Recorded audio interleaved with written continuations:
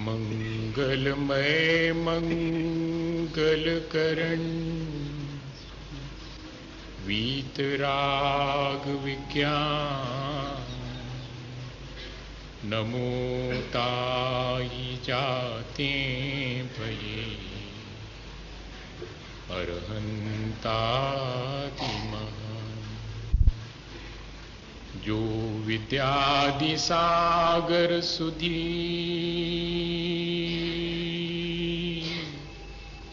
जो विद्यादि सागर सुधी गुरु हैं हितैषी शुद्धात्म में निरत नित्य हितोपदेशी। वे पाप ग्रीष्म ऋतु में जल हैं सयाने पूजून के सतत केवल ज्ञान पाने पूजून के सतत केवल ज्ञान पाने।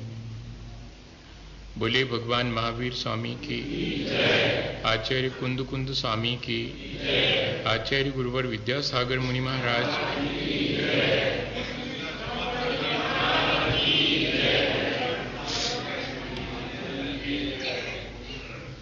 हम सभी लोग यहाँ इसलिए बैठे हैं कि इस बात पे विचार कर सकें कि हम अपने जीवन को कैसे बेहतर बना सकते हैं, कैसे अच्छे ढंग से अपने जीवन को आगे बढ़ाते हुए अपना आत्मकल्याण कर सकते हैं। मैं सोचता हूँ ऐसे अवसर हमें बहुत मुश्किल से अपने जीवन में आते हैं जब एक साथ मिल बैठकर हम अपने कल्याण के लिए कुछ विचार करें, वरना तो इकट्ठे इसलिए होते हैं कि कैसे हम राग द्वेष कर सकें। पाप के लिए इकट्ठा होना बहुत आसान है भैया, धर्म ध्यान एक साथ कर पाना बहुत कठिन है। हमारा सौभाग्य है कि हम एक साथ इस बात पे विचार करने के लिए बैठे हैं कि अपने जीवन को हम कैसे अच्छा बनाएं। एक बार ऐसा हुआ कि एक गांव के बाहर 2-3 किलोमीटर दूर एक बहुत सुंदर मंदिर हुआ करता था और बहुत दूर दूर से लोग उसे देखने आया करते थे।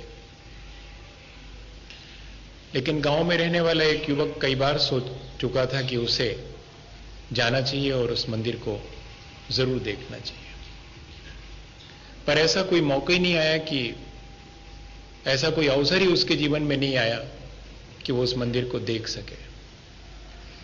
एक दिन उसने तय कर लिया कि आज तो कुछ भी हो वो जाएगा, और सुबह सुबह बिल्कुल जबकि सूरज नहीं उगा था उसने अपनी यात्रा शुरू की। लेकिन अंधेरा होने की वजह से वो थोड़े मुश्किल में पड़ गया। हाथ में छोटी सी कैंडल थी, मुश्किल से एक कदम आगे उसकी रोशनी थी। उसके मन में विचार आया कि अरे ऐसे कैसे, एक कदम उजेला है और इतना 3 किलोमीटर तक फैला हुआ अंधेरा, मैं कैसे वहां तक पहुंच पाऊंगा? मुझे सुबह होने का इंतजार करना चाहिए। और वो रोड के किनारे बैठ गया कि जब सुबह हो तब चला जाए। उतने में उसने देखा कि एक वृद्ध पुरुष हाथ में वैसी ही कैंडल लेकर के चले आ रहे हैं। उसे बड़ा आश्चर्य हुआ। उसने कहा, आप कहां से चले आ रहे हैं और कहां जाएंगे? उन्होंने कहा, बहुत दूर से चले आ रहा हूं और उस मंदिर तक जाऊंगा। इतने अंधेरे में और इतनी छोटी सी कैंडल लेकर के कैसे पहुंचेंगे आप? वो वृद्ध पुरुष समझ गए कि ये कंफ्यूजन में है। इस बात का भ्रम है इसे कि इतनी छोटी सी रोशनी में मैं इतने बड़े अंधेरे को पार करके कैसे वहां तक पहुंच पाऊंगा। कहीं ऐसा तो नहीं कि हम लोग भी ऐसे किसी भ्रम में हो कि अपने इन छोटे से साधनों से हम अपने जीवन का कल्याण कैसे कर पाएंगे, या फिर कहीं ऐसा तो नहीं कि पास ही तो है वो मंदिर जिसको देखने लोग दूर दूर से आते हैं, चले जाएंगे जब कभी मिल गया है जीवन, कर लेंगे कल्याण, मिल तो गई है। कहीं ऐसा कोई हमने अपने अंदर विचार तो नहीं बना रखा है? हमें सबसे पहले ये अपने भीतर झांक के देखना पड़ेगा। हम चाहते तो हैं अपने जीवन को अच्छा और बेहतर ढंग से जीना, लेकिन उसकी शुरुआत कब करेंगे? तब उस वृद्ध ने इतना ही कहा था कि मेरे साथ आओ, उतना तो चल लो जितने में रोशनी है, एक कदम, फिर आगे आगे का देखेंगे।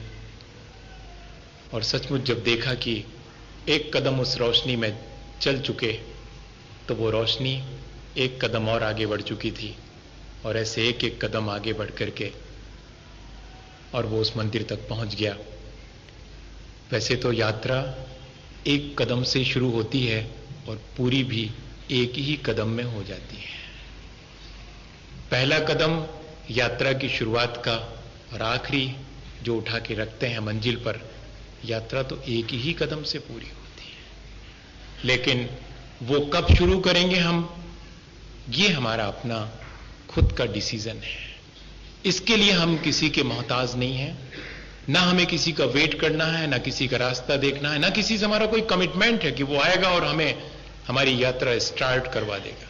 हम जिस दिन चाहेंगे उस दिन अपने जीवन को अच्छे बनाने की यात्रा हम शुरू कर सकते हैं। और उसके लिए बहुत जरूरी है कि हम अपने जीवन को बेहतर बनाने के लिए सजग हों। ये सजगता हमारी बहुत इन दिनों कम हो गई है।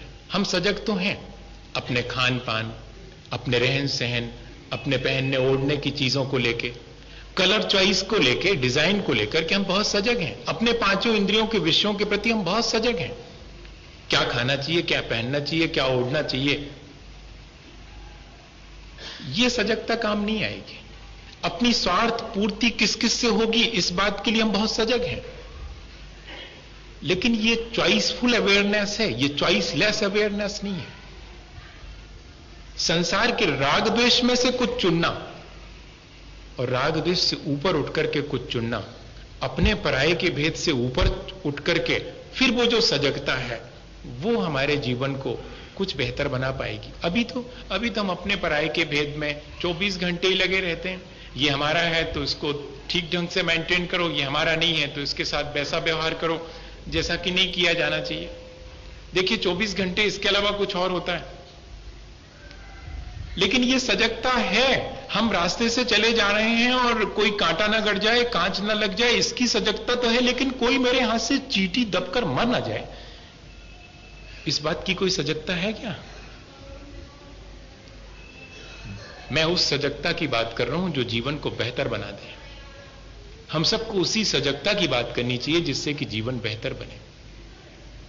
हम धार्मिक क्रियाएं दोहराते हैं, हमें लगता है हम कितने सजग हैं अपने कल्याण के प्रति, लेकिन अकेले धार्मिक क्रियाएं दोहरा लेने से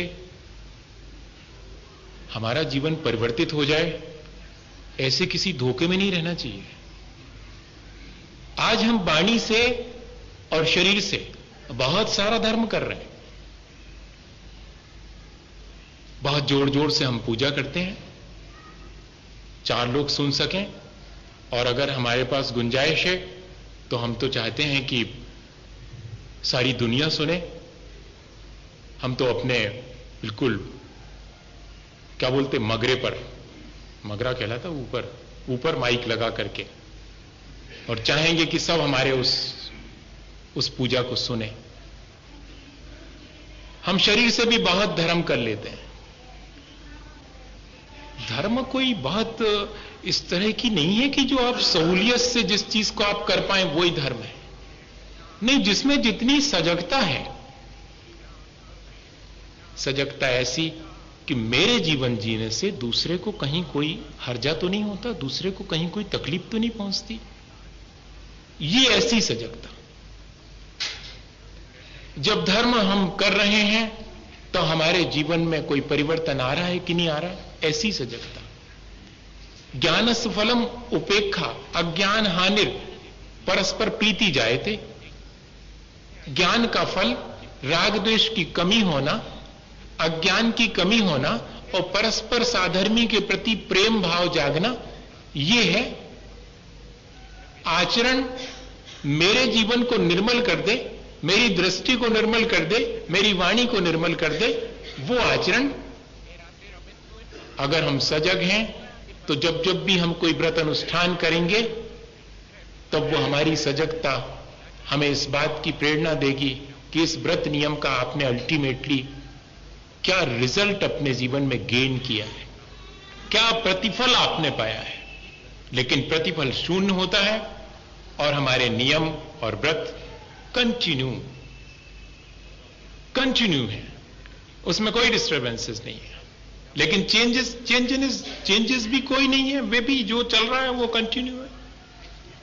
हमारे जीवन में कोई परिवर्तन नहीं। एक मंदिर जाने वाले और नहीं जाने वाले में कोई मेजर डिफरेंस नहीं होता। मैंने देखा है एक पूजा निवृत्त से निवृत्त होकर बाहर निकलने वाले और एक ऐसे ही घर से बाहर निकलने वाले, दोनों को अगर कोई धक्का मार दे तो दोनों बौखला जाते हैं, दोनों दूसरे को मानने तैयार हो जाते हैं। जबकि पूजा करके बाहर निकलने वाले को धक्का लगने पर भी चेहरे पर जो प्रसन्नता है, जो ईज है, जो सहजता है, वो खत्म नहीं होनी चाहिए। इतना बड़ा पौन घंटे तक उपक्रम करके लौटा हूं, धक्का मुझे कोई दे ही नहीं सकता। शरीर को दिया होगा। मैं तो अभी उन वीतरागता के चरणों में बैठ करके आया हूं और ये सीख के आया हूं कि मैं शरीर नहीं हूं, मैं उस शरीर से पार हूं। ये कोई मैसेज हमारे लाइफ से किसी को मिलता है? कोई मैसेज नहीं मिलता। मंदिर जाने वाले से कोई मैसेज नहीं मिलता। व्रत नियम दोहरा लेने वाले से कोई मैसेज नहीं मिल रहा। क्यों नहीं मिल रहा? हमारी अपनी सजगता गायब हो गई। हम अपने प्रति सजग नहीं हैं। व्रत नियम के प्रति तो सजग हैं, लेकिन उस व्रत नियम से होने वाले परिवर्तन के प्रति सजग नहीं है। मंदिर में धार्मिक क्रियाएं दोहराने के लिए तो हम सजग हैं, लेकिन उन धार्मिक क्रियाओं से मेरे जीवन में क्या लाभ मिलना चाहिए था वो मिला या नहीं मिला? मेरे क्रोध में कभी कमी आई है मंदिर जाने के बाद? मेरे अहंकार में कोई कमी आई है? मेरी मायाचारी और दिखावा कम हुआ है कि नहीं? मेरे लोभ में कमी आई है कि नहीं? मैंने भगवान के सामने श्रद्धा रोग विनाशनाय नैवेद्यम कहा था, तो घर जाकर के अगर नमक कम पड़ा है तो मैं प्रसन्नता के साथ खा पाया हूं, या कि मेरी अपनी प्रसन्नता गायब हो गई है? मैं बहुत छोटी सी बात कहता हूं। मैंने अगर एक दीप भगवान के सामने जला करके रखा है तो मेरा फर्ज बनता है कि किसी के जीवन में अंधेरा ना करूं, क्योंकि मैंने वहां दीप जला के रखा था। कहीं ऐसा तो नहीं कि मेरे जीवन से दूसरे के जीवन में अंधेरा फैल रहा हो और मैं निरंतर भगवान के सामने दीप जलाता जा रहा हूं। ये मेरी सजगता। भैया, भगवान की कथा सुन लेना, पुराण सुन लेना, भगवान के गुणगान कर लेना बुरी बात नहीं है, बहुत भली बात है। लेकिन उन सब से हमारे जीवन में भी वैसा ही बनने की प्रेरणा ना मिले तो ये सारी चीजें कोई बहुत मायने नहीं रखती। और अगर प्रेरणा मिल जाए तो ये सारी चीजें हमारे अपने कल्याण के लिए ही है। कौन कितनी प्रेरणा ले लेता है, ये सबका अपना बिल्कुल व्यक्तिगत, बहुत इंडिविजुअल है। और मुझे वही कहना है कि जब ये चीज हमारे हाथ में है तब क्यों नहीं हम अपने जीवन में ऐसी सजगता ला पा रहे हैं?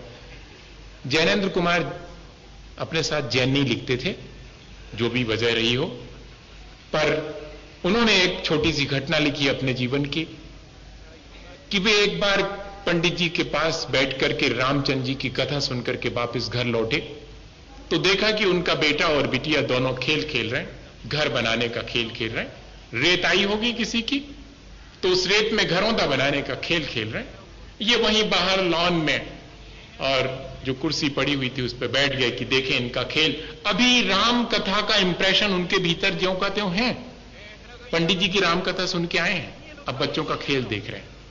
क्या हो रहा है? दोनों के घर बन गए हैं, दोनों एक दूसरे से कंपटीशन कर रहे हैं। हमारा घर बेहतर है, बिटिया कह रही हमारा बेहतर है, और बेटा कह रहा है कि हमारा बेहतर है। और बेटे ने कहा कि सुनो, तुम्हारे घर में कमी है। क्या कमी है? यही कि तुमने रसोई घर कहां बनाया? उसने कहा ये बनाया, लेकिन वो रसोई घर नहीं लग रहा। क्यों? कैसे नहीं लग रहा? उसमें चिमनी कहां लगाई तुमने, धुआं कहां से निकलेगा? उसने कहा ये बात तो है। उसने फौरन एक सींक ला करके चिमनी लगा दी। यानी जो कुछ भी हो सकता था दोनों ने अपने घर बनाए, लेकिन इसके बाद भी भैया ने कहा कि मेरा घर तुम्हारे घर से बड़ा है। बहन ने कहा ऐसे कैसे, बड़ा तो मेरा दिख रहा है, देख लो, उसमें कहने की क्या बात है। और वाकई में उसका घर थोड़ा बड़ा था, लेकिन भैया तो जिद पे अड़ गया कि नहीं मेरा घर बड़ा है। कितना बड़ा है? तुम्हारे घर से दूना। बहन को भी गिनती आती थी। देखो भैया, तुम्हारा अगर मेरे घर से दूना है तो तुम्हारे घर से मेरा चौगुना बड़ा है। कहां तक गिनती आती है? 100 तक। तो भैया ने एक बार में बोल दिया कि मेरा 100 गुना बड़ा है। बहन ने कहा सुनो, 100 से भी ज्यादा मेरा बड़ा है। अब भैया के पास तो 100 से ज्यादा गिनती थी नहीं। उसने कहा सुनो, तुम नहीं जानते मेरा घर तो हमेशा से बड़ा है। तो बहन ने कहा कि हम बताएं हमारा घर कितना बड़ा है? बच्चों का खेल है, अपन थोड़ी देर मजा लें कहानी का। इसमें से कुछ ढूंढिए मत, आप धर्म बना मत ढूंढिएगा। बहुत सांसारिक बात सुना रहा हूं। आप क्या सोच रहे थे कोई धर्म की बात सुना रहा हूं? देखिए कितनी कितनी सांसारिक सी बात सुना रहा हूं मैं तो। अब बिटिया को कुछ समझ में नहीं आया। उसने कहा सुनो, मेरा घर रामचंद्र जी बराबर बड़ा। अब जैनेन्द्र कुमार लिखते हैं कि मेरे कान अब इनकी बात पर गौर से गए कि अब देखें क्या होता है। तब भैया के समझ में नहीं आया कि क्या कहें। तो भैया ने कहा कि देख, मेरा घर 2 रामचंद्र जी बराबर। 2 रामचंद्र जी बराबर? बहन ने बहुत जोर से हंस के कहा कि भैया भूल गए, रामचंद्र जी तो एक ही होते। तब जैनेन्द्र कुमार ने लिखा कि मुझे 3 दिन से जो राम कथा नहीं समझ में आई थी, यहां इन बच्चों के पास खड़े होकर के समझ में आ गई। इनको हमसे ज्यादा अलर्टनेस है, इनको हमसे ज्यादा सजगता है। इनको यह मालूम है कि भगवान एक है और वो सबसे बड़ा है, वो हमारे भीतर भी है। मैं आपसे यही कहना चाह रहा हूं कि क्या इतने सजग हैं हम भगवान के चरणों में बैठ करके? क्या हम ऐसा मान पाते हैं कि वे सबसे बड़े हैं और मुझे भी वैसा ही बनना चाहिए?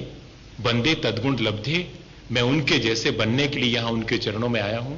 मेरी अपनी धार्मिक क्रियाएं क्या इसी दृष्टि से मैं दोहराता हूं, यहां तक कि मैं अपने संसार के काम भी क्या इसी दृष्टि से दोहराता हूं कि मुझे अपने जीवन का कल्याण करना है। अगर एक छोटा सा विचार हमारे भीतर, इतना सजगता का विचार रहे, मैं जब बात कर रहा हूं तब भी मुझे याद रहे कि मेरी इस बात से किसी को चोट ना पहुंच जाए, और मैं जो बात कर रहा हूं वह अपने आत्म कल्याण के लिए कर रहा हूं, इनको समझाने वमझाने के लिए नहीं कर रहा हूं। इस बात करने से मेरा और सामने वाले का भी कल्याण होगा। ऐसी भावना से क्या हम कोई भी कर्म नहीं कर सकते हैं? कर सकते हैं। बस यही सजगता हमारे जीवन में आए। और दूसरे नंबर पर है सजगता के साथ सरलता। जो जितना सजग होगा वो उतना सरल होगा। सिंपलिसिटी, अवेयरनेस के साथ साथ सिंपलिसिटी। अगर बेईमान आदमी सजग हो तो ज्यादा लाभ नहीं मिलने वाला, बल्कि उल्टा हानि होगी। और हम लोग जो है, हमने आपसे पहले ही कहा कि हैं तो सजग, कई मामलों में सजग हैं, लेकिन सरल होकर के सजग नहीं है। हम कठिन होकर, जटिल होकर के जरूर सजग हैं। तब फिर हमारी वो जटिलता हमारी उस सजगता से परिवर्तित नहीं होती, बल्कि और बढ़ती चली जाती। अगर जटिल व्यक्ति बहुत सजग हो तो दूसरे का बिगाड़ ही करेगा, और सरल व्यक्ति अगर सजग हो तो उसके द्वारा से दूसरे का बिगाड़ हो नहीं सकता, अपना और दूसरे का भला ही होगा। सरलता क्या कहलाती, समझते हैं आप? शब्द तो बड़ा छोटा सा है। जैसे हैं वैसे ही शो करना, वैसे ही जीना, इससे ज्यादा और क्या है इसका अर्थ? सरलता का इतना ही अर्थ है। पिछले दिनों भी अपन ने इस पर बहुत चर्चा की थी, लेकिन यहां तो मजा यह है कि अगर मैंने कोई पिछले दिन चर्चा की थी तो मैं उसे यहां आराम से दोहरा सकता हूं, क्योंकि वे लोग वे नहीं है जो लोग उस समय थे। कुछ लोग रहते हैं रिवाइज में, यहां ये पहला अनुभव है कि मुझे नहीं तो बड़ा कंसंट्रेशन रखना पड़ता है कि मैंने पिछले बार कुछ ऐसा कहा, वो इस बार फिर से कहूं तो लोग कहेंगे कि लो इन्होंने पिछले बार भी सुनाया था, अभी भी सुना रहे हैं। हमने पिछले दिनों बहुत सारी बातें कही थी सरलता पर, लेकिन मुझे आपसे सिर्फ आज एक ही बात कहनी कि जब हम दिखावा नहीं करते तब हम सरल होते हैं। जब हमारे भीतर कहीं कोई छल नहीं होता है, कोई कपट नहीं होता है, तो हम सरल होते हैं। जब हम जैसे हैं वैसा अपने को प्रकट कर देते हैं तब हम सरल होते हैं। और आज ये बहुत मुश्किल हो गया, हम जैसे नहीं हैं वैसा दिखाना चाहते हैं, वैसा दिखना चाहते हैं। सचमुच हम जैसे और जितने हैं, अगर हम धार्मिक हैं तो हमें दिखाने की जरूरत नहीं है, और अगर हम धार्मिक नहीं हैं तो हमें दिखा देना चाहिए कि हम धार्मिक नहीं हैं। उल्टा करते हैं, हम धार्मिक नहीं हैं पर दिखाते ये हैं कि हैं हम धर्मात्मा। तुम नहीं जानते, मैंने 1.5 घंटे पूजा करी, शास्त्र तो मैं दिन भर पढ़ता हूं, लेकिन इसके बाद जब दुकान पर बैठता हूं तब वही करता हूं जो एक दुकान पर बैठने वाले को करना चाहिए। इससे क्या मतलब कि मैंने धर्म के मंदिर में क्या किया था और शास्त्र पढ़ते समय क्या पढ़ा था, इससे मुझे क्या लेना देना। हां, ऐसे ही तो है ही। देखिए, शास्त्र पढ़ते समय उसमें जो लिखा हुआ है वो शास्त्र में लिखा हुआ है, पूजा करते समय जो भगवान के गुणगान है वो उसमें लिखे हुए हैं। दुकान पर तो ग्राहक के सामने तो जैसा व्यवहार करना पड़ेगा वैसे ही ना करना पड़ेगा। भगवान के सामने अलग, शास्त्र के सामने अलग, महाराज के पास जाएंगे तो अलग। इतने सारे चेहरे लगा करके हमारा जो ओरिजिनल फेस है वो गायब हो जाता। इसी का नाम तो हमारी असरलता और जटिलता है। हम अपने ओरिजिनल फेस को कभी नहीं देख पाते, खुद भी, दूसरे को तो कभी हम अपना ओरिजिनल फेस नहीं दिखाते, सो तो कोई हर्जा नहीं है। लेकिन इस झगड़े में कि दूसरे को भी डुप्लीकेट दिखाना है, हम भी उसी डुप्लीकेट के आदी हो जाते हैं और अपने आप को वैसे ही मान लेते हैं। लिखा होगा छैठाला में कि तन उपजत अपनी उपज जान, तन नसत आपको नासमान। ये है क्या? यही तो है। मैंने भी ऐसे ही मल्टी फेसेड होकर के अपनी ओरिजिनलिटी को, अपनी सरलता को, अपनी सहजता को अपने हाथ से खो दिया है। हमें फिर से वापस आना चाहिए, रिवैक। पुनः हमें अब पीछे लौट करके देखना चाहिए कि कहां से हमने अपनी सरलता को खोया है, हम कहां कहां से जटिल हो गए हैं, वाणी में, कर्म में और मन में।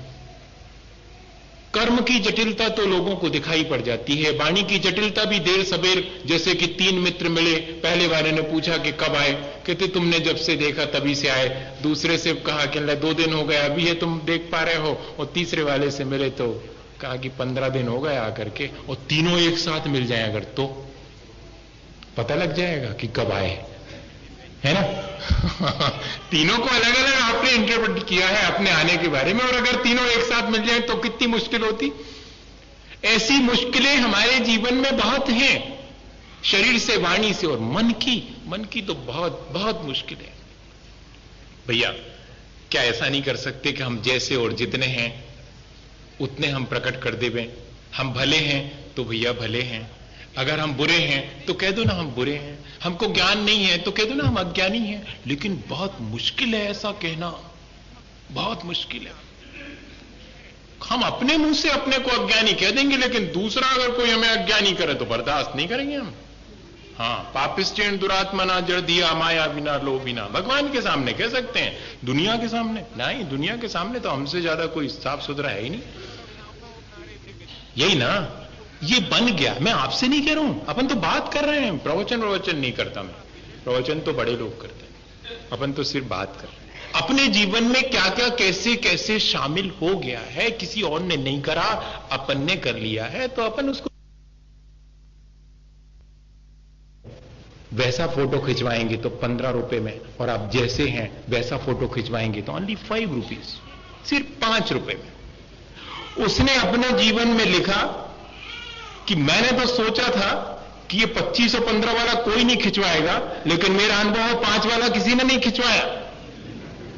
सबसे सस्ता था वो, जैसे आपने वैसा खींच दूंगा। हमने कहा नहीं, जैसे हम दिखना चाहते वैसा खींचो। इससे क्या मालूम पड़ता? इससे यही मालूम पड़ता है कि हमारी आदत हो गई है इस बात की हम होना तो बेहतर चाहते, दिखना तो बेहतर चाहते हैं, लेकिन होना बेहतर नहीं चाहते। हम दिखना तो सच्चे चाहते हैं, लेकिन होना सच्चे नहीं चाहते। इस आदत को बदल लेवे तो हम सरल हो जाएंगे, बहुत आसानी से हो सकता है। और तीसरी चीज है संवेदनशीलता। ये तीन चीजें जीवन में हो तो ऐसा नहीं है कि जीवन हम बेहतर ढंग से न जी सकें। हम सजग हैं अपने आत्म कल्याण के बारे में, हम सजग हैं कि हमसे दूसरे का अहित ना हो, हम सरल हैं कि हम जैसे हैं वैसा हमें मालूम हो, कम से कम किसी और को भले ही ना मालूम हो, पर हम जैसे हैं वैसा हमें तो मालूम होना चाहिए कि हाँ हम ऐसे हैं। जब कोई प्रशंसा करे तो मन ही मन हम ऐसे तो नहीं हैं, लेकिन ये प्रशंसा कर रहे हैं तब बहुत बड़ी कसौटी है कि मुझे ऐसे बनना चाहिए। लेकिन ऐसा बहुत कठिन है। और संवेदनशीलता भी है हम लोगों के अंदर। कैसी संवेदनशीलता है कि अगर गुजरात में भूकंप आता है तो हम इस तरह के संवेदनशील हैं कि सबसे पहले हम फोन लगाते हैं कि वहां वो जो हमारे एक व्यक्ति हैं उनका क्या हुआ, वो ठीक है, फिर ठीक, फिर भूकंप से कोई ज्यादा फर्क नहीं है ना। हमारी संवेदनशीलता देखना आप, अगर कहीं भी बलवा होता है, अगर कहीं भी गड़बड़ होती है तो सबसे पहले हमारा ध्यान जाता है कि वहां हमारा अपना, हमारा हितैषी या कि हमारा शत्रु, उसका क्या हुआ। हम उसके बारे में भी इंटरेस्ट लेते हैं। ऐसा नहीं समझना कि हम अपने प्रियजनों के बारे में इंटरेस्ट लेते हैं। हमारा वो जो शत्रु उसका मिट गया। अब मैं अपने मुंह से काय कहूं, सब समझ गए। हमारे सुख दुख का क्राइटेरिया क्या है? हमारी संवेदनशीलता नहीं है, हमारा स्वार्थ है। हम सजग तो हैं, सरल भी हो सकते हैं, लेकिन हमारी संवेदनशीलता इतनी थोड़ी सी रह गई कि जहां हमारा स्वार्थ है वहीं तक, इससे आगे नहीं बढ़ पाते हैं। भैया इसको भी थोड़ा सा ठीक करना चाहिए। अगर हमारे अपने किसी व्यक्ति के दुख में हम दुखी होते हैं, उसके सुख में सुखी होते हैं, तो क्यों नहीं हम इस गणित को सब पे लागू कर लेते हैं? क्यों नहीं हम अपने का दायरा थोड़ा बढ़ाते हैं? हमारे 4 अपने हैं तो क्या हमारे 40 अपने नहीं हो सकते? हमारे 40 अपने हैं तो 400 अपने नहीं हो सकते? क्या प्राणी मात्र हमारा अपना नहीं हो सकता? ठीक वैसी ही संवेदना जैसे कि हमारे अपने, जिसको हम अपना मानते हैं, उसके प्रति है, क्या प्राणी मात्र के प्रति नहीं हो सकती? वास्तव में तो संवेदनशीलता वही है। ये तो राग द्वेष जन्य संवेदनशीलता है कि हमारे और पराये। जहां हम हमारे और पराये से, अपने और पराये से ऊपर उठ जाते हैं, वहां संवेदनशीलता शुरू होती। जहां हम प्राणी मात्र के प्रति संवेदनशील हो जाते हैं, जहां हम दूसरे के दुख को भी दूर करने का, जिसको कि हम अपना किसी संबंध से नहीं जोड़ करके सिर्फ एक मनुष्य होने के नाते, एक प्राणी होने के नाते, कि वहां भी सांस धड़कती है, जहां जहां सांस धड़कती है वहां पर तक मेरी संवेदनशीलता पहुंचनी चाहिए। भगवान महावीर स्वामी के बारे में किसी कवि ने कल्पना की है, उनकी संवेदनशीलता के बारे में। पता नहीं, मैं तो बाबा के चरणों में बैठा हूं, तो इस बात के लिए तो मैं चिंतित नहीं हूं। लोग जरूर चिंतित हैं कि मैं महावीर जयंती तक रहूंगा कि नहीं रहूंगा, क्या पता। पर भगवान महावीर स्वामी के बारे में तो आज भी कहने में कोई हर्जा नहीं है।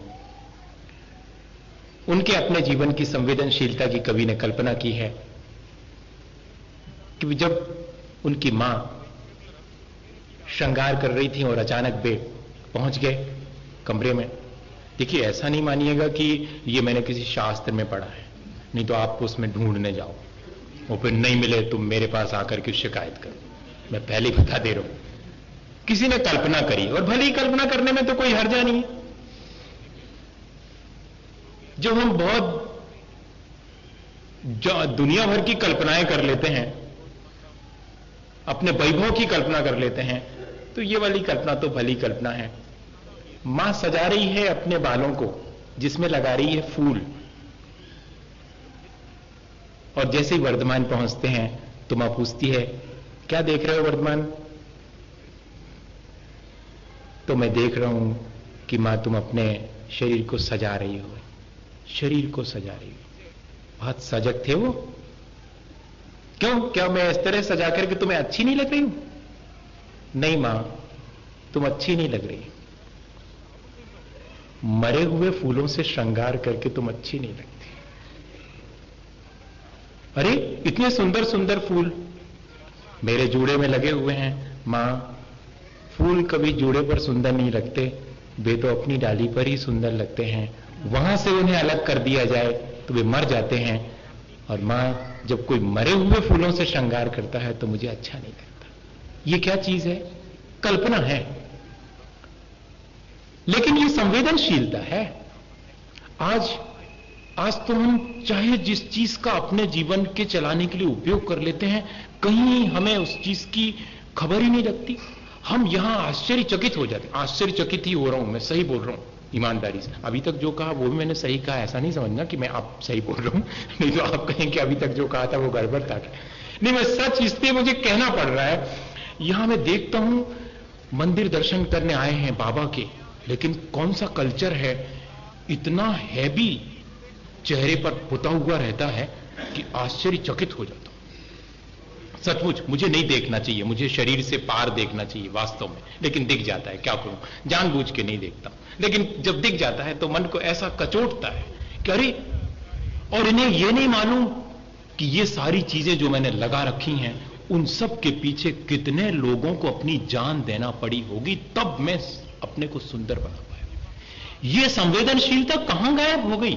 वहां तो भगवान महावीर स्वामी अपनी मां को एक फूल अगर सिर पे लगा रखा है तो उसके लिए कह रहे हैं, और हम जिन भगवान महावीर स्वामी के चरणों में झुक रहे हैं और अपने आपको पूरे के पूरे उसी से लपेटे हुए हिंसा से, हमारी संवेदनशीलता कहां चली गई?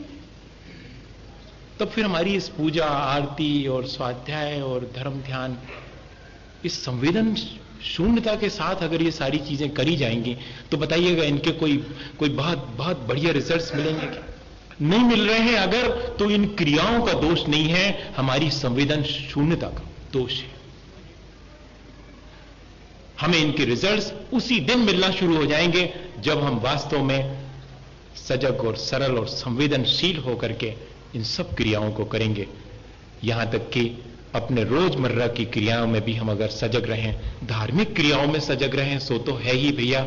अगर दिन भर के पूरे क्रियाकलाप में हम थोड़े से सजग, सरल और संवेदनशील रहें तो कोई वजह नहीं है कि हम अपने जीवन को बेहतर ना बना सकें, अच्छे ढंग से ना जी सकें। एक उदाहरण देता हूं, विवेकानंद के जीवन का है, और बस फिर अपन फिर बैठेंगे, फिर बात करेंगे। शायद आप कल भी हमसे जिद करेंगे, कर लीजिएगा, फिर बैठेंगे। आप रुकेंगे और क्या कहेंगे, हम इससे ज्यादा क्या कह सकते हैं, क्योंकि मुझे आज ही से मालूम है कि आप कल के लिए भी कहेंगे। अगर आप नहीं भी कहेंगे तब भी अब कहना पड़ेगा आपको, देखा मैंने मुश्किल में डाल दिया। मैं ऐसे बुद्धि बना देता हूं। अच्छा ऐसा है, तब ठीक है। क्या हुआ, विवेकानंद के बचपन का नाम नरेंद्र था। वे 12-13 बरस के थे, तो मेला देखने गए, ऐसा संस्मरण मैंने पढ़ा। और छोटे बच्चों को मेले में क्या अच्छा लगता है, गुड्डा गुड़िया अच्छे लगते हैं। अब की बात अलग है, अब के बच्चे बहुत होशियार हो गए। अब अगर वे बाजार में जाएंगे तो वे गुड्डा गुड़िया थोड़ी लेके आएंगे, वे तो बंदूक लेके आएंगे, है ना? और फिर किसी और को नहीं, सारी लड़ाई अगर है तो अपनों से ही है, ठां करेंगे मां को, पिता को। ये खेल खेल में नहीं कर रहे हैं, भीतर तो बैठा हुआ है जो वास्तव में ठां कर रहा है। अभी तो खेल खेल में कर रहा है, पर अनकॉन्शियस में वो जो अपोजिशन बैठा है ना, वो ठां करवा रहा है और वो ही खरीदवा के ला रहा है। गुड्डा गुड़िया और वो भी माटी के, कौन खरीदता है? कितना संभालना पड़ेगा। मैं तो सोचता हूं पुराने लोग सचमुच हमें बहुत संवेदनशील बनाना चाहते थे। पट्टी भी दी है तो कहे कि प्लास्टिक की पट्टी नहीं बनाई थी कि कितना ही पटको टूट जाए, नहीं टूटेगी। हमने वो पट्टी बनाई थी जिसको अगर तुम संभाल के नहीं रखोगे तो टूट जाएगी। वहां से हमने जीवन को संभालना सिखाया था कि ज्ञान लिखने के लिए तुम्हें पट्टी दी गई है, लेकिन सावधान रहना, इसको और आसपास सबको और अपने जीवन को संभाल कर चलोगे तो ही ज्ञान हासिल कर पाओगे। और वास्तविक ज्ञान वही है जिसमें कि तुम संभाल सको सबको, अपने जीवन को और दूसरे को भी। तब फ्राइबल चीजें बनाई गई थी कि इतनी फ्राइबल है कि जरा सा झटका लगेगा वो भी टूट जाएंगी, संभाल तुम्हें करनी है। और मिट्टी के गुड्डा गुड़िया खरीद करके वापस आ रहे थे झोली में लिए हुए,